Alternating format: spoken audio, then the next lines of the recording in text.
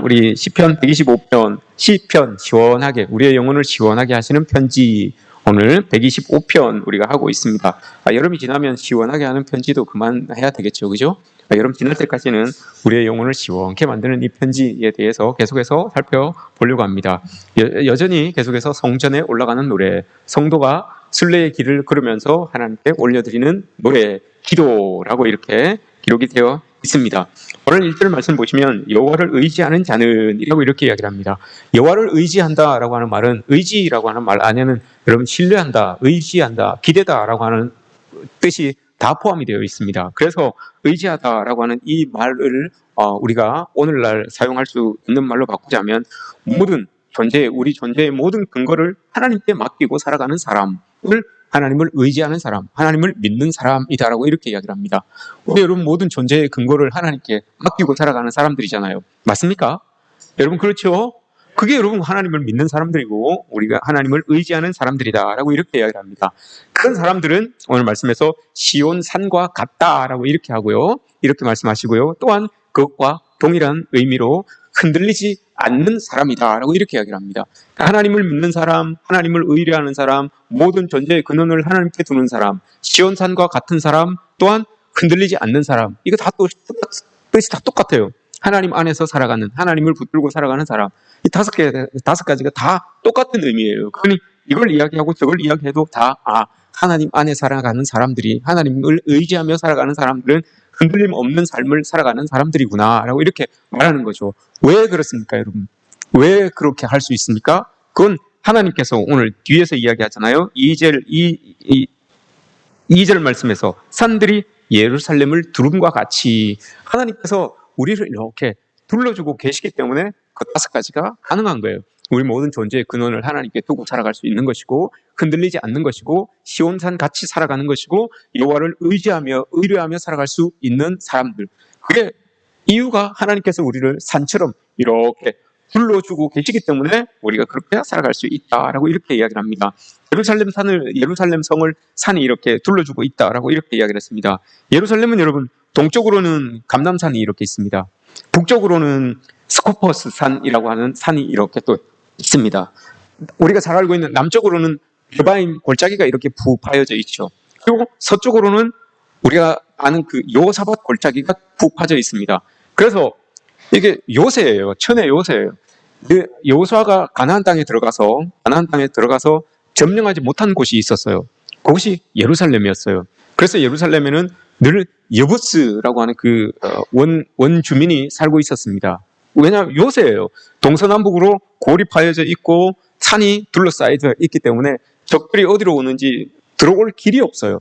천의 요새이기 때문에 하나님이 허락한 땅이었음에도 불구하고 이 땅을 점령하지 못했어요. 그래서 여부스 사람들이 살아가고 있었단 말입니다. 그런데 그 땅이 400년이 지나서 가나안 땅에 들어가고, 여호수아가 가나안 땅에 들어가고 나서 400년이 지나고 난 다음에 예루살렘이 점령이 됩니다. 누구에게 점령이 됩니까?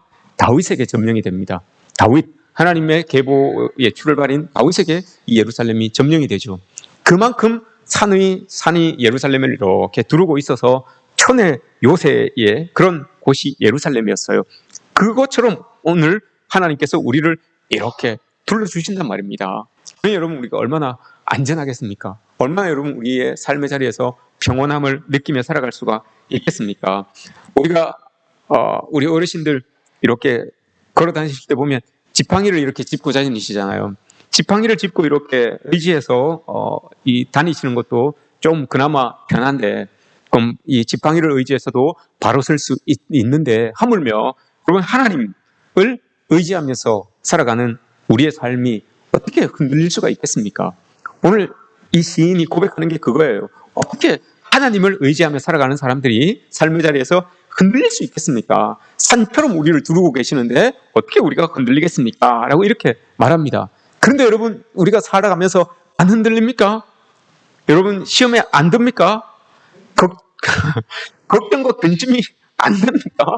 이게 고민이잖아요. 사실 이게 고민이잖아요. 우리의 고민 이거 아닙니까? 하나님 분명히 말씀에서 산처럼 우리를 둘러주셔서 우리가 흔들리지도 않고 견고하게 서 있겠다라고 이렇게 말씀을 하셨는데, 우리의 삶의 자리에서 하나님을 믿지 않는 것도 아니고 하나님을 의지하지 않는 것도 아닌데 우리의 삶의 자리에 이 고민거리가 있단 말입니다. 왜 내 삶은 그러면 흔들립니까? 왜 내 이 삶의 자리는 늘 고민과 걱정거리가 늘 넘쳐납니까? 이게 여러분 우리의 고민 아니겠습니까? 내 삶이 흔들린다는 거, 이게 고민이죠. 이게 걱정이죠. 삶이 흔들리다 보면 믿음까지 흔들리게 되어 있죠. 여러분 덕분에 제가 휴가를 참 잘 다녀왔습니다. 휴가 기간 중에 태풍이 우리나라 남쪽에서부터 북쪽으로 싹 훑고 지나갔어요. 제일 이제 우리 육지로 상륙한다는 날이 목요일이었습니다. 목요일에 남해안에 상륙해서 이제 우리 동네를 싹 훑고 지나간다. 한 9시, 10시쯤 훑고 지나간다고 이렇게 보도가 되고 있었어요. 그래서 제가 한참 휴가를 보내고 있었습니다. 가족들과 함께 우리 모친과 누님들과 같이 이렇게 한참 휴가를 보내고 있었어요. 태풍 온다는 소식이 전해지니까 교회에서 우리 성도님들에게 뭐 권사님, 장로님, 뭐 집사님 문자가 막 오기 시작합니다. 저한테 문자가 막 와요. 목사님, 태풍이 온다는데 휴가 잘 보내고 계시죠? 교회 생각하지 마시고 편안하게 쉬시다 오십시오. 될 수 있으면 교회에서 멀리 떨어져 계십시오. 그렇게 전화가 와요. 빚 담당, 빚 설거지 다 해놨으니까 걱정하지 마세요. 목사님 앞에 저기 화분 있잖아요. 화분도 다 치워놨으니까 걱정하지 마세요 하면서 사진도 이렇게 찍어갖고 다 보내주셨어요. 그리고 그런데 또 제가 또 걱정이 안 되겠습니까? 걱정이 안 된다면 좀 거짓말이고, 그래서 홍천에 있었거든요. 그때 홍천에 있었어요. 홍천에 있었는데 도저히 안 되겠어요. 새벽에 출발했습니다.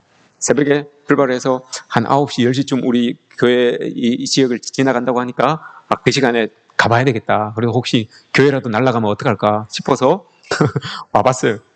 오니까 여기 교회 딱 도착하니까 9시, 아침 9시, 10시 그 상간인데 10시가 딱 지나니까 김 장로님한테 전화가 딱 왔어요. 목사님, 혹시 교회 걱정이 돼서 휴가 조기 복귀하시는 거 아니죠? 이렇게 딱 전화가 딱 왔어요. 그래서 아니에요. 잘 놀고 있어요. 그랬죠. 마음으로 통화하면서 잘 놀고 있어요. 그러면서 집에 있었던 거예요. 집에서 바람 계속 불고 있으니까요.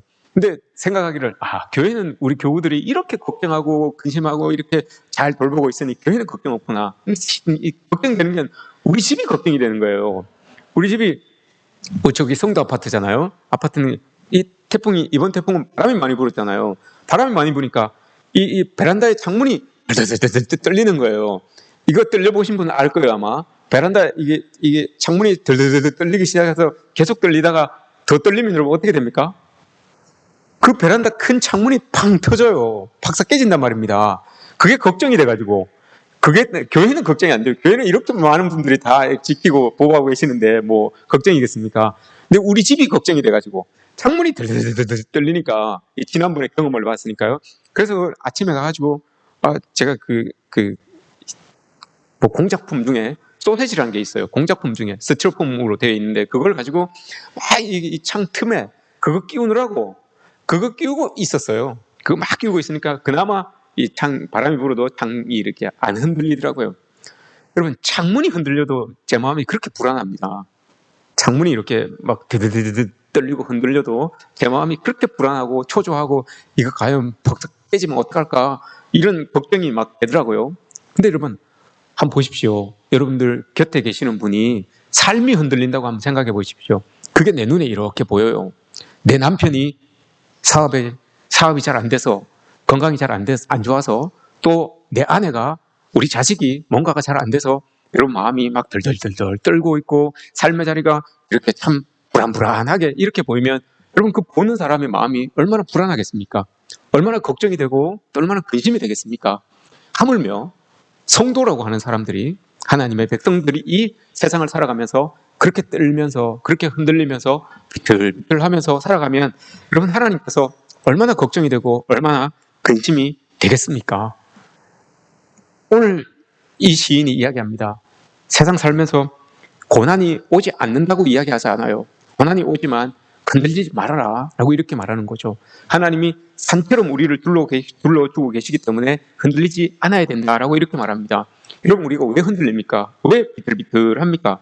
마귀는 어떻게든지 간에 성도를 넘어뜨리려고, 교회를 해코지 하려고 그렇게 어떤 수단을 다 동원하여서 우리의 마음을, 또 주의 몸된 교회를 양악하려고 합니다. 그래서 우리가 자꾸 근심이 되고 걱정이 되고 두려움이 몰려오고 자꾸 우리의 마음이 흔들리는 거예요. 오늘 본문 보세요. 그래서 3절 말씀에 악인의 규가 의인들의 땅에서 그 권세를 누리지 못하리니, 악인의 규가, 악인의 권세가, 악인의 영향력이 여러분 우리에게 영향을 미치지 못하게 해야 돼요.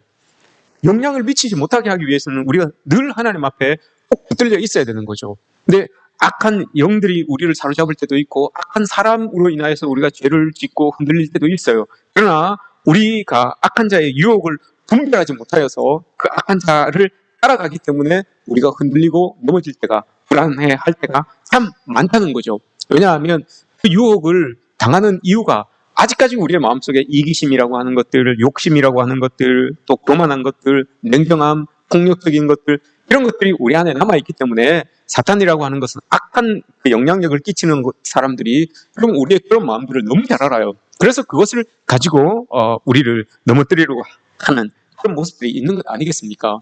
이걸 여러분 우리가 잘 분별해야 된다는 거죠.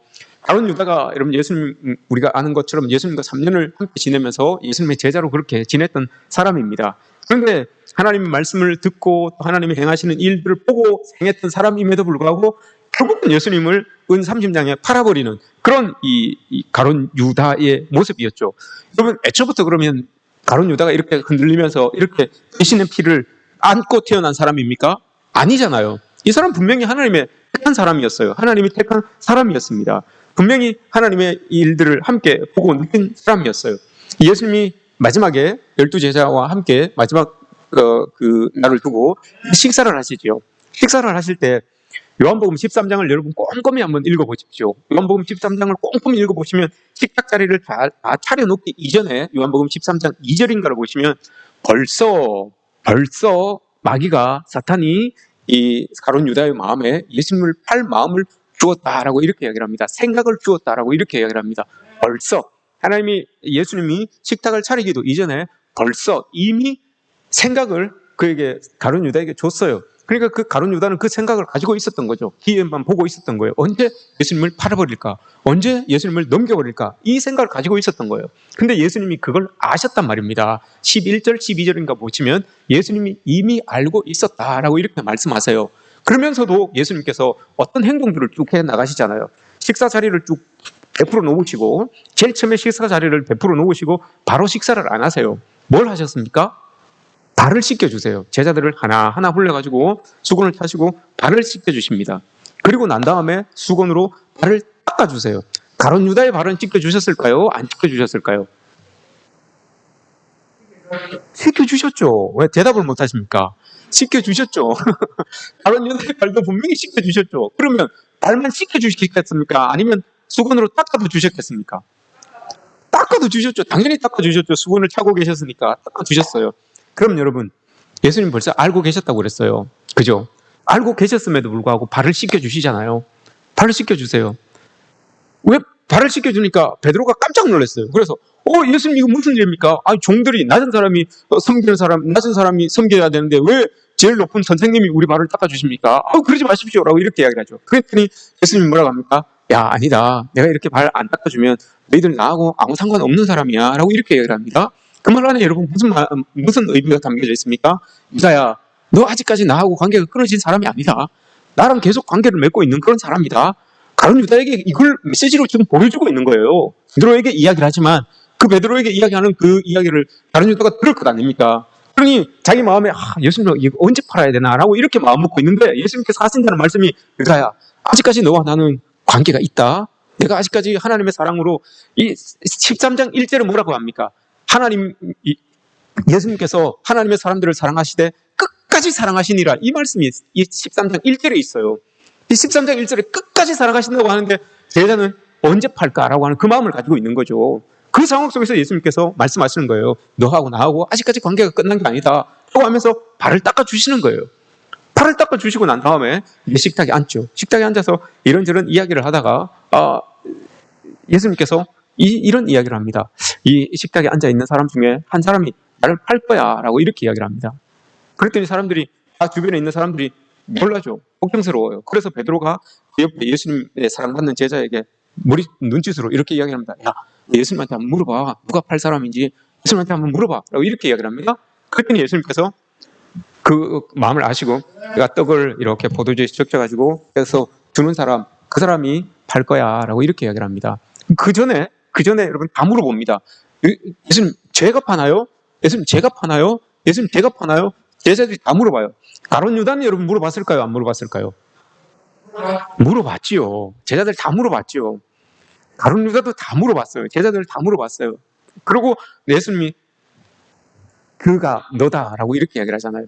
가룟 유다가 딱 물어봤을 때 그가 너다라고 이렇게 이야기를 하잖아요. 그러면서 떡을 떼가지고 주는 사람이 그 사람이다라고 이렇게 하면서 예수님께서 떡을 떼서 다 줘요. 그러면서 포도주에 적셔가지고 유다에게 이렇게 줍니다. 이게 중요해요, 여러분. 유다에게 이렇게 주는데 유다가 지금 갈팡질팡한 거예요. 이걸 받아야 되는지 말아야 되는지, 이 예수님을 팔아야 되는지 말아야 되는지. 여기까지는 우리가 똑같은 말입니다. 우리도 똑같아요. 여기까지는 갈팡질팡해요. 하나님을 믿는 사람들이지만 이걸 해야 되는지 말아야 되는지, 어떻게 해야 되는지, 이렇게 해야 되는지 저렇게 해야 되는지, 하나님 말씀을 따라야 되는지 내 유익을 따라야 되는지 갈팡질팡한단 말입니다. 그러면 예수님이 벌써 다 알고 이렇게 떡을 내미시잖아요. 그러면 유다가 숨이 턱 막혔어야 됐어요. 아, 예수님 다 아시고 나에게 이렇게 하시는구나. 예수님 잘못했습니다. 용서해 주십시오. 라고 벌썩 주저앉아서 하나님께 용서를 구해야 됐어요. 그런데 뭐라고 합니까, 여러분? 떡을 받아요. 떡을 딱 받아서 받습니다. 그때 여러분 성경에서 뭐라고 합니까? 요한복음 13장 제가 읽어드릴게요. 떡을 바로 딱 받아요. 그리고 난 다음에 27절 떡 조각입니다. 조각을 받은 후 곧 사탄이 그 속에 들어간지라 이렇게 이야기를 합니다. 그래서 예수님께서 사탄이 그 속에 들어간 줄 알고 뭐라고 하십니까? 뒤에 네가 행할 걸 이제 네 해라 라고 이렇게 이야기를 합니다. 네 팔려고 마음 먹었으니까 팔아라 라고 이렇게 이야기를 하시는 거죠. 이게 중요한 거란 말입니다, 여러분. 사탄의 생각, 악한 생각들, 우리가 하나님 아닌 생각들은 우리가 다 할 수 있어요.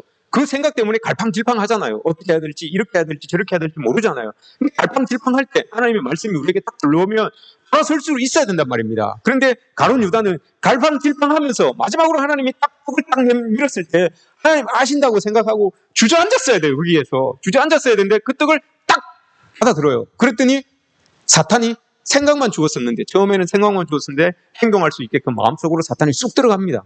그래서 사탄이 예수님을 파는 것 아닙니까? 그래서 여러분 우리가 흔들리게 되는 겁니다. 이런 모습들이 우리에게 있다는 겁니다. 예수님은 여러분 왜 예수님께서 떡을 이 유다에게 이렇게 내미셨을까요? 기회를 주시는 거예요. 기회를. 야, 내가 다 알고 있으니까 너 돌이켰으면 좋겠다. 흔들리지 않았으면 좋겠다. 방황하지 않았으면 좋겠다. 라고 지금 예수님께서 그 기회를 주신 거예요. 그럼 그 떡을 본과 동시에 덜썩 주저앉아야죠, 여러분. 그건 부끄러운 게 아니에요. 하나님 앞에 덜썩 주저앉는 게 내 마음이 들켜서, 내 마음이 하나님 앞에 보여줘서, 여러분 그곳에 덜썩 주저앉는 건 이건 부끄러운 게 아니에요. 하나님의 은혜를 덧입는 그런 시간이에요, 그 자리는. 근데 그걸 모르고 이 유다가 떡을 덜썩 잡습니다. 그러니 그 잡음과 동시에 곧 사탄이 그 마음속에 쑥 들어갑니다. 그러니 여러분 흔들릴 수밖에 없는 거죠. 그래서 끝납니다. 유다는 그렇게 해서 예수님을 팔고 나서 그렇게 자기가 죽어버리죠. 여러분 이렇듯 우리가 무슨 일이 있어도 우리의 마음에 악한 권세가 여러분 우리 마음을 장악하지 못하도록 해야 됩니다. 우리의 마음을 악한 권세에게 내주면 안 돼요, 여러분. 악한 권세에 내준다는 게 여러분 뭡니까? 악한 권세는 그냥 강제적으로 우리의 마음에 쑥 들어오지 않아요. 이 가룟 유다처럼 처음에는 생각을 주죠. 갈팡질팡하게 합니다. 그러다가 결정적일 때 여러분 어떤 상황을 줍니다. 그럼 그 상황에서 돌이키느냐 안 돌이키느냐에 따라서 여러분 이 악한 존재의 영향력을 우리가 받느냐 안 받느냐 이렇게 되는 거죠. 가룟 유다를 보면 우리가 그럴 수 있잖아요. 로마서 6장 16절 말씀에서 이렇게 이야기를 합니다. PPT에 제가 넣어놨습니다. 너희 자신을 종으로 내주어 누구에게 순종하든지 그 순종함을 받은 자의 종이 되는 줄을 너희가 알지 못하느냐. 너희들이 죄의 종으로 따라가면 사망에 이르고 혹은 순종의 종으로 따라가면 의에 이르느니라 라고 이렇게 이야기를 합니다. 우리의 마음을 여러분 악한 종에게 우리의 마음을 내주고 그 종처럼 따라가면, 죄에게 따라가면 우리는 사망으로밖에 갈 수 없다는 거예요.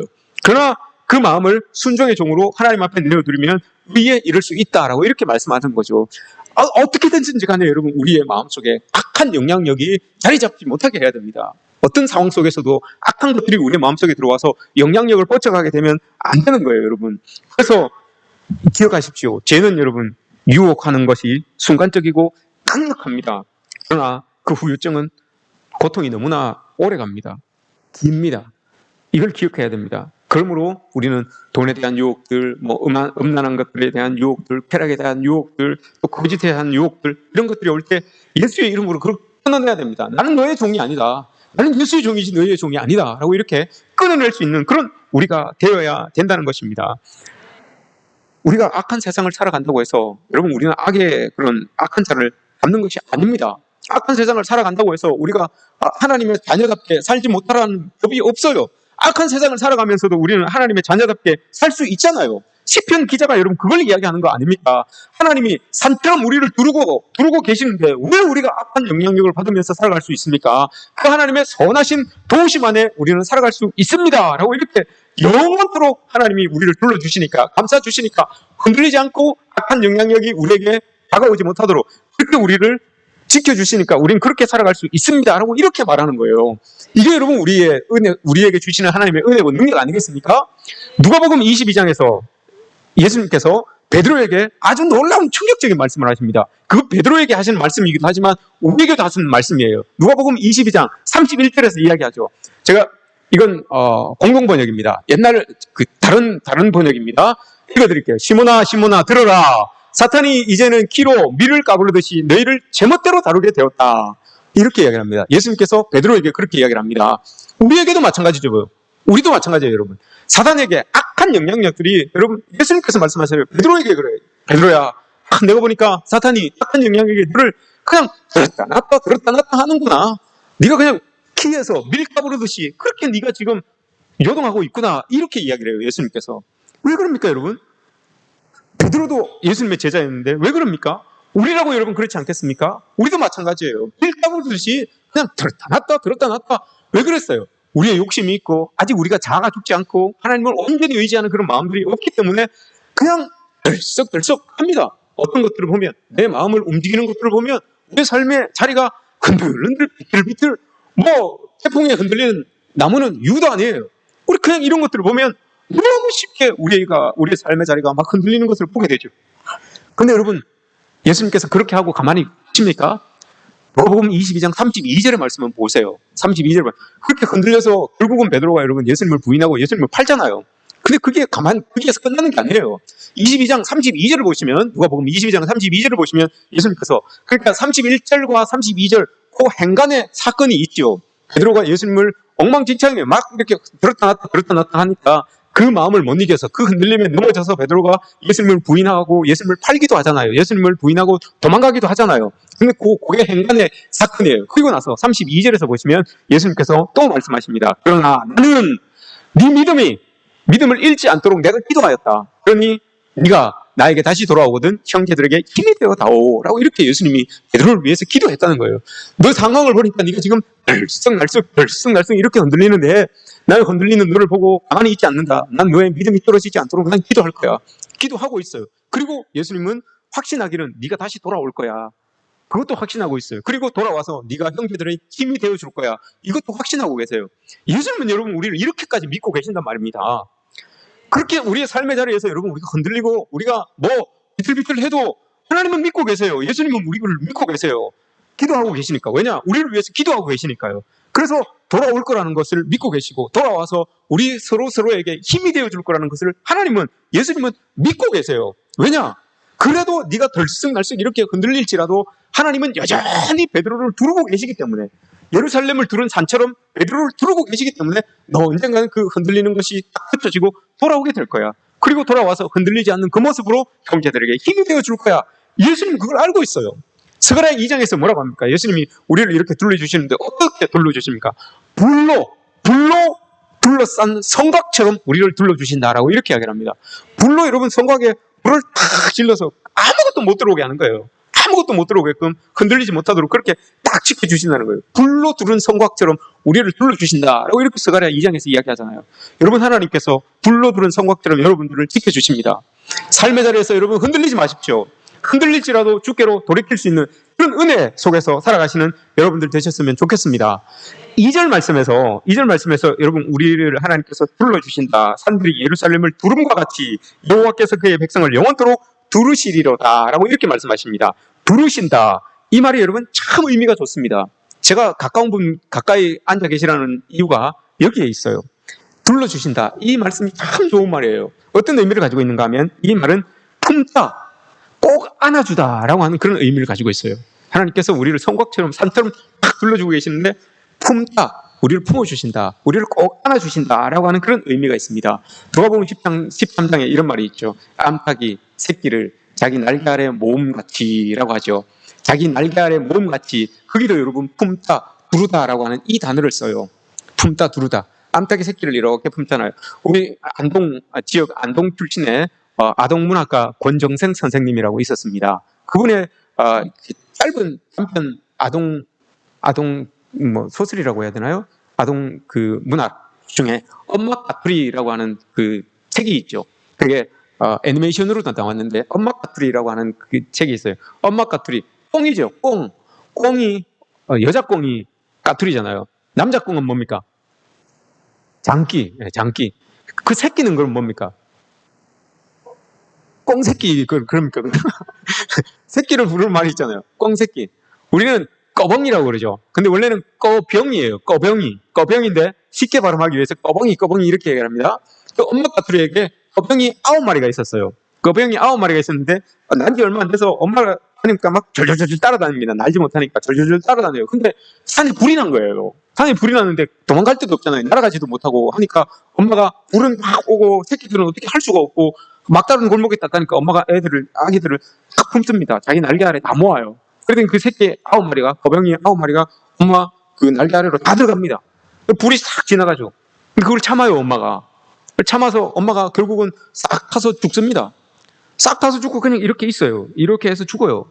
근데 그 꺼병이들은 엄마가 죽었는지 몰라요. 엄마가 죽었는지 모르고 그렇게 있다가 불이 지나가니까 지들끼리 막 밖에 나와가지고 막 돌아다니다가 뭐 먹다가 하다가 또 엄마 그 날개 아래로 또 쏙 들어갑니다. 그리고 또 시크 놀다가 또 거기서 쉬다가 또 나와갖고 또 시크 놀다가 먹고 뭐 이렇게 하다가 그러는 사이에 여러분 엄마의 그 별로 남지 않았던 그 불에 그을렸던 그 살들이 다 썩어요. 다 썩고 뼈도 다 으스러져요. 그러는 사이에 꺼병이들이 여러분 날개가 힘을 얻어서 날아갑니다. 날개가 힘어서 날아갈 때까지 여러분 그 죽은 모습 그대로 뼈가 썩기까지 어스러지기까지 이렇게 있어요. 이게 품다예요, 여러분. 이게 모으다라는 말이고 이게 두르다라는 말입니다. 하나님이 여러분 이렇게 하신다고요, 우리를. 예수님이 이렇게 하신다고요, 우리를. 뼈가 썩기까지, 쌀이 다 썩여 들어갈 때까지 여러분 우리가 믿음의 날개에 힘을 얻어서 날아갈 때까지 여러분 우리를 그렇게 품고 계신다는 거예요. 고난 속에서, 아픔 속에서, 절망과 좌절 속에서 예수 그리스도의 피가 다 빠져나갈 때까지, 여러분 뼈가 썩어 들어갈 때까지 그렇게 우리를 품고 예수님께서 그렇게 계신다는 거예요. 그런데도 여러분 우리의 삶이 그렇게 흔들릴 수가 있겠습니까? 하나님이 이렇게 우리를 품어주시는데, 이렇게 우리를 불러주고 계시는데 여러분 우리가 흔들리면 안 되잖아요. 매튜 헨리라고 하는 사람이 여러분 품다, 안아주다라고 하는 이걸 가지고 안아줌의 힘이라는 시를 하나 썼어요. 제가 한번 읽어드릴게요. 이것 때문에 여러분 오늘 가까이 앉으라고 한 거예요. 안아줌의 힘. 제가 읽어드릴게요. 재미있어요. 내용이 재미있어요. 안아줌의 힘. 부속품도 필요 없고 건전지도 필요 없다. 다달이 돈 낼 필요도 없다. 소모품 비용도 들지 않는다. 은행 금리와도 상관없으며 세금 부담도 없다. 도둑 맞을 염려도 없고 시간이 지나 퇴색할 염려도 없다. 한 가지 사이즈에 모두가 맞으며 질리지도 않는다. 가장 적은 에너지를 사용해 가장 감동적인 결과를 낳는다. 긴장과 스트레스를 풀어주고 행복감을 키워준다. 무슨 보험 선전하는 것 같죠? 절망을 물리쳐 주며 당신의 눈을 빛나게 하고 스스로 당신 자신을 존중하게 해준다. 감기, 얼굴에 난 종기, 골절상에도 효과가 있으며 혈집병까지도 극적으로 낫게 한다. 이 약은 특히 가슴에 난 상처의 흑효약이다. 이 약은 전혀 부작용이 없으며 오히려 혈액순환까지도 바로잡아준다. 이것이야말로 완벽한 약이다.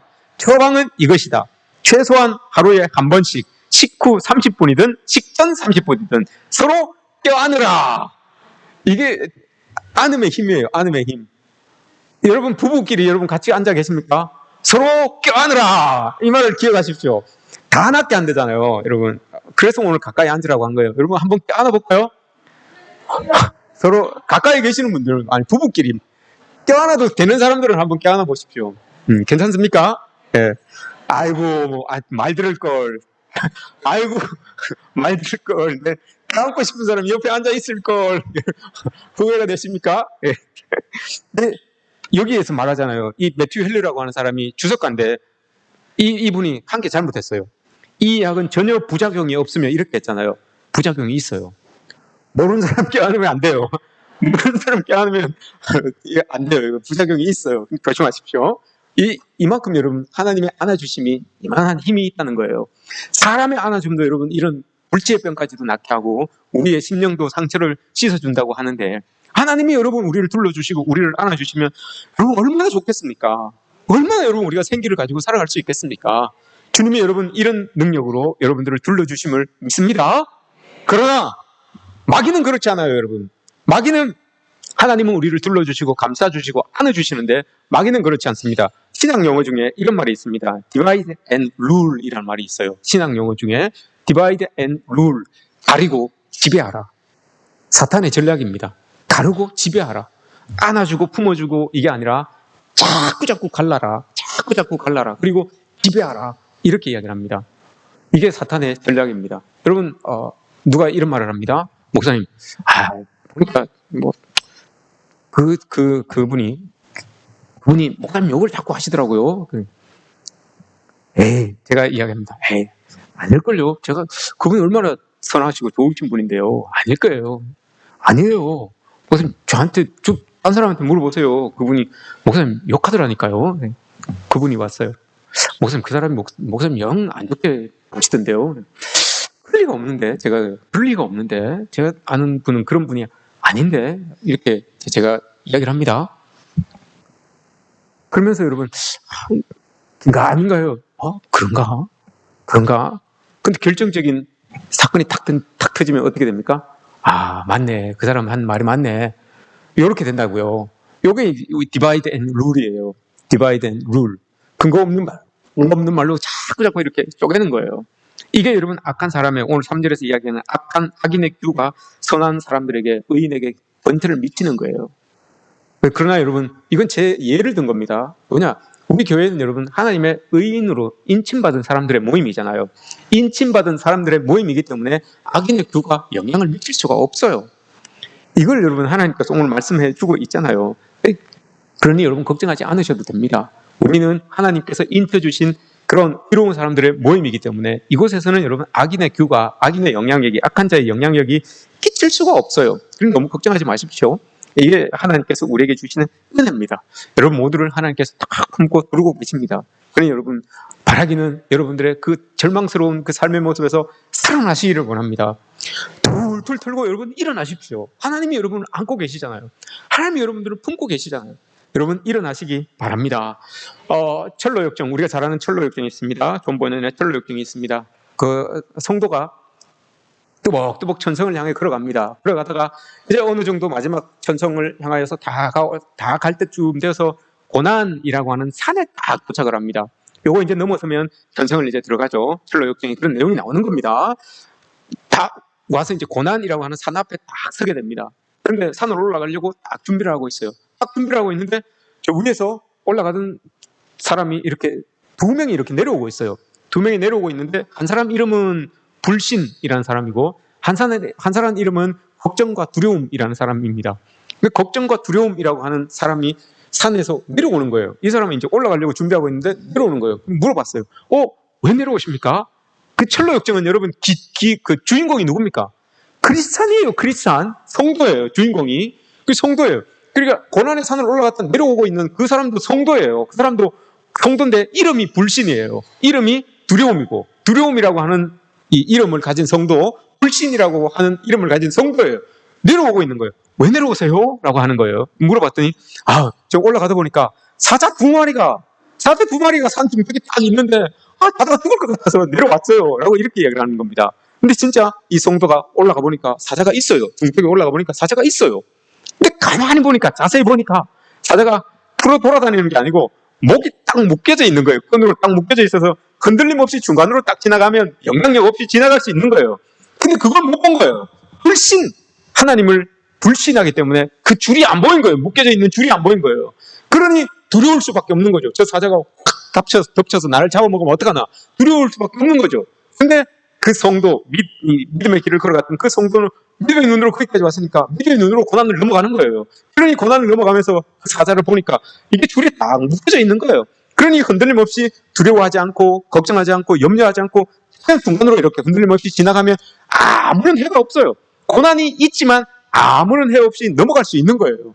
그걸 여러분 이 성도들이 못하고 두려움이나 불신이나 걱정이나 이런 게 있으면 여러분 흔들흔들하다가 묶여져 있는 사자에게로 넘어가서 잡혀먹을 수밖에 없다라고 하는 거죠.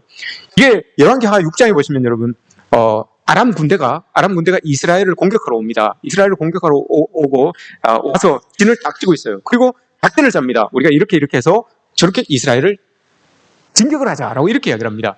근데 자기들이 여기 안에서 아람 군대 안에서 이야기를 했는데 그걸 이스라엘 백성들이 알아요. 이스라엘 군대가 알아서 자기들이 작전을 짜서 딱 하면 그게 미리 이스라엘 군대가 딱 주둔하고 있어서 자기들을 이렇게 제압을 하는 거예요.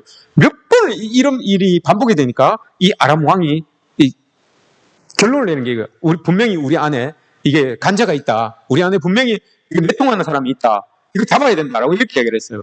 그러면서 자기하고 친했던 사람들, 옆에서 같이 친했던 사람들을 의심의 눈초리로 바라봅니다. 그랬더니 그 친했던 사람들이 뭐라고 하노? 우리 아닌데요. 우리 아니에요. 왜 그런 눈으로 보십니까? 우리 아니에요. 그랬는데요. 그러면 어떻게 그런 일이 일어날 수가 있냐? 우리가 그렇게 생각만 하고 이렇게 짰는데 어떻게 그 다 알 수 있냐라고 이렇게 이야기를 합니다. 그랬더니 그 사람 중에 한 명이 이렇게 이야기를 하죠. 그 이스라엘에 엘리사라고 하는 하나님의 사람이 있는데 그 사람은 하나님의 은혜로 사는 사람인데 그 사람은 왕이 침실에서 이야기하는 소리까지 다 압니다. 라고 이렇게 이야기를 해요. 그래서 이 아람 왕이 그 사람 가만히 두면 안 되겠다 싶어서 그 사람을 먼저 죽이려고 엘리사를 먼저 죽이려고 군대를 파견을 합니다. 군대를 파견해서 엘리사가 거하는 곳을 군대들이 가갖고 쫙 둘러서 밤에 모르게 가갖고 쫙 둘러서 물샐 틈 없이 그곳을 쫙 이렇게 포위를 합니다. 그리고 아침부터 여기 일어나서 그 엘리사의 동이 그걸 봐요. 눈을 비비고 이렇게 보니까 엄청나게 많은 아람의 군대들이 자기들을 쫙 둘러서 서 있는 거예요. 큰일 났죠. 이제 죽는 거예요. 꼼짝없이 죽는 거예요. 엘리사에게 가서 막 흔들어 깨웁니다. 큰일 났, 주인님 큰일 났습니다. 아람 군대가 우리를 뺑 둘러싸서 우리 이제 꼼짝도 못합니다. 라고 이렇게 얘기해요. 엘리사가 여러분 아주 담담하게 요지부동이에요. 그렇게 막 사환이 막 그렇게 막 떠들어도 아주 느긋하게 아주 평안하게 사환에게 이렇게 딱 갑니다. 그래서 사환을 딱 앉혀두고 기도를 합니다. 여러분 엘리사가 무슨 기도를 했을 것 같습니까? 엘리사가 여러분 어떤 기도를 했을까요? 우리 집사님 알고 계시네. 엘리사는 여러분 그 자기를 둘러싸고 있는 그 아람 군대들 이걸 물리쳐 달라고 기도하지 않았어요. 뭘 기도를 했는가 하면 엘리사는 보고 있었죠. 근데 사환 엘리사의 종이 못 보고 있었던 게 있어요. 그래서 엘리사가 기도를 했습니다. 하나님께 하나님 내 종의 눈을 열어서 보여주십시오 라고 이렇게 이야기를 합니다. 그래서 기도를 딱 끝나니까 종의 눈이 딱 열려요. 뭘 봤습니까 여러분? 아람 군대가 쫙 두르고 있었는데 그 군대를 두르고 있는 불말과 불병거를 본 거예요. 하나님의 불말과 불병거가 자기들을 둘러싸고 있는 그 아람 군대를 조만케 빽빽하게 딱 두르고 있는 거예요. 그러니 여러분 엘리야는 그걸 보고 있기 때문에 요동하지 않아요. 마음이 요동하지 않아요. 여러분 우리가 고난을 당합니다. 그리스도인들도 고난을 당합니다. 그러나 여러분 고난을 당하면서 흔들리지 않는 이유는 우리를 둘러싸고 있는 그 하나님의 불말과 불병거 이게 여러분 우리를 둘러싸고 있는 거 이게 보이기 때문에 여러분 우리가 흔들리지 않는 거예요. 그러나 사환처럼 이 사환 청년처럼 그게 보이지 않으면 우리도 여러분 흔들립니다. 우리도 여러분 막 이렇게 비틀비틀 할 수가 있어요. 그러면 마귀가 사자가 여러분 묶여져 있음에도 불구하고 우리가 비틀비틀 하다가 넘어지면 먹혀지게 될 수밖에 없는 거예요. 베드로전서 5장에서도 그렇게 이야기를 하잖아요. 하나님께서 기도하라라고 하시면서 왜 기도하라라고 하시는가 하면 우는 사자처럼 사탄이 우는 사자처럼 삼킬 자를 찾아서 두루 다닌다라고 이렇게 이야기를 합니다. 삼킬 자라고 하는 그 말이 여러분 어떤 의미인지 아십니까? 삼킨 자는 목덜미를 물다 이 말입니다. 목덜미를 물다라고 하는 이 말이 독일어로 여러분 염려와 걱정입니다. 염려하고 걱정하면 여러분 그게 우리의 목덜미를 물어요. 염려와 걱정, 하나님이 우리와 함께 우리를 불러주고 계시고 걱정은 우리를 붙들어주고 계시고 둘러주고 계시는데도 불구하고 우리가 삶 속에서 고난 때문에 염려하고 걱정하면, 어떤 일 때문에 여러분 염려하고 걱정하면 그게 우리 목덜미를 문단 말입니다. 그래서 우리가 일어나지 못하도록, 그렇게 삼켜짐을 당할 수 있도록 그렇게 만들어 간다는 거예요. 오늘 말씀에서 여러분 우리는 힘을 얻기 바랍니다. 하나님께서 우리를 산처럼 예루살렘을 두르는 것처럼 우리를 여러분 꼭 안고 꼭 품어주시고 흔들리지 않도록 우리를 꼭 잡아주신다고 했어요. 오늘 여러분 우리가 교동문에서도 했죠. 요한복음 14장 1절, 너희는 마음에 근심하지 마십시오. 하나님을 믿으니 또 나를 믿어라. 여러분 우리 하나님을 믿는 사람들을 모두가 다 여기 앉아있는 분들, 우리 모두가 다 하나님을 믿는 사람들 아닙니까? 그러니 염려하고 걱정하지 마십시오. 근심하지 마십시오. 하나님이 오늘도 내일도 영원토록 여러분들 흔들리지 않도록 꼭 둘러주시고 꼭 안아주실 줄 믿습니다. 그 품에서 하루하루 살아가시는 저와 여러분들 되시기를 주님의 이름으로 축복합니다.